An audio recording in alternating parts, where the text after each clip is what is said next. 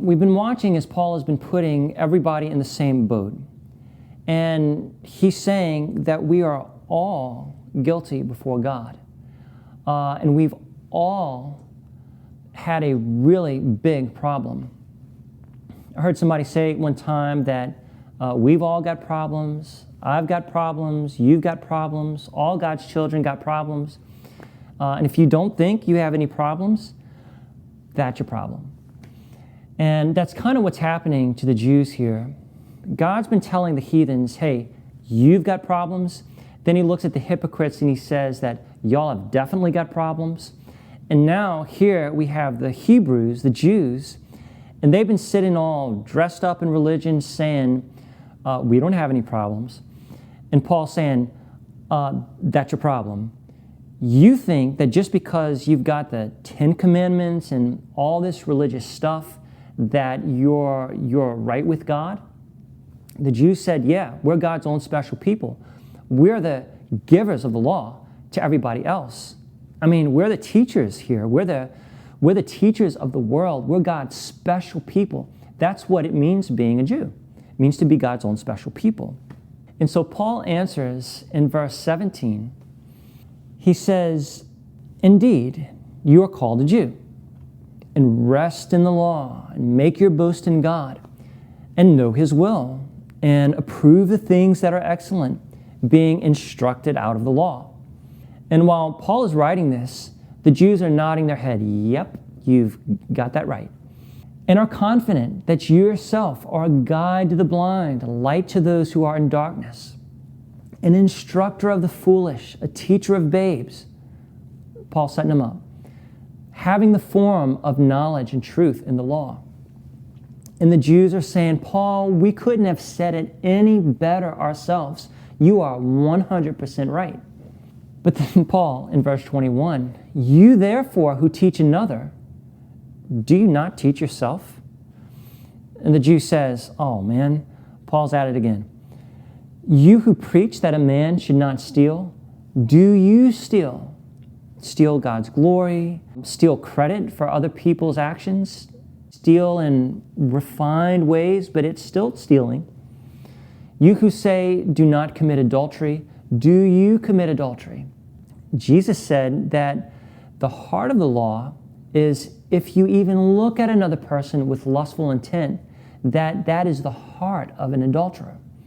And Paul is really challenging the Jews here. Hey, you think that you're all that because you teach the law? You don't even follow the law yourself. Where do you think that leaves you? What is Paul doing here? He's leveling the playing field. You who abhor idols, do you rob temples? You who make your boast in the law, we've got the law. Do you dishonor God through breaking the law? Well, what's the result of all this religious hypocrisy? For the name of God is blasphemed among the Gentiles because of you, as it is written. In other words, you are giving people who don't know God, you're giving them a reason to say, hey, all that God stuff is a joke. It's your hypocrisy that's giving people a reason to mock and to blaspheme God. Paul's saying, you proclaim God's law and God's standards to the nations, but then you turn right around and break God's law in your own house. By the way, this is a really great reason not to be a lawgiver yourself, but to be a proclaimer of grace, to proclaim the good news about God. When we proclaim the law of God, we set ourselves up for a big-time fall. And how often I've seen it, and you've probably seen this so many times yourself. Pride about knowing so much, setting everybody else straight. A great fall is usually right around the corner. Reminds me of a poem that I learned as a kid. Humpty Dumpty sat on a wall. Humpty Dumpty had a great fall. All the king's horses and all the king's men couldn't put Humpty together again. And a really good question is, what in the world was Humpty doing up there in the first place?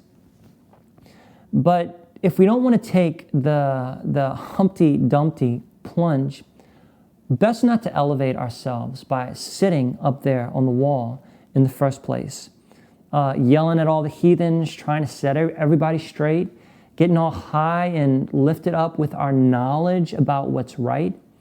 Best to be grateful that our own failures, that our own weaknesses are not counted against us. Grace goes to the humble. Never forget that. Grace goes to the grateful.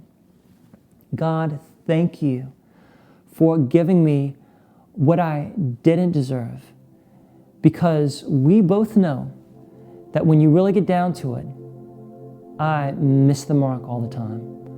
I'm in the same boat as everybody else, and I need the same grace as everybody else. When you really get down to it, I miss the mark all the time. I'm in the same boat as everybody else, and I need the same grace as everybody else. I'll see you tomorrow.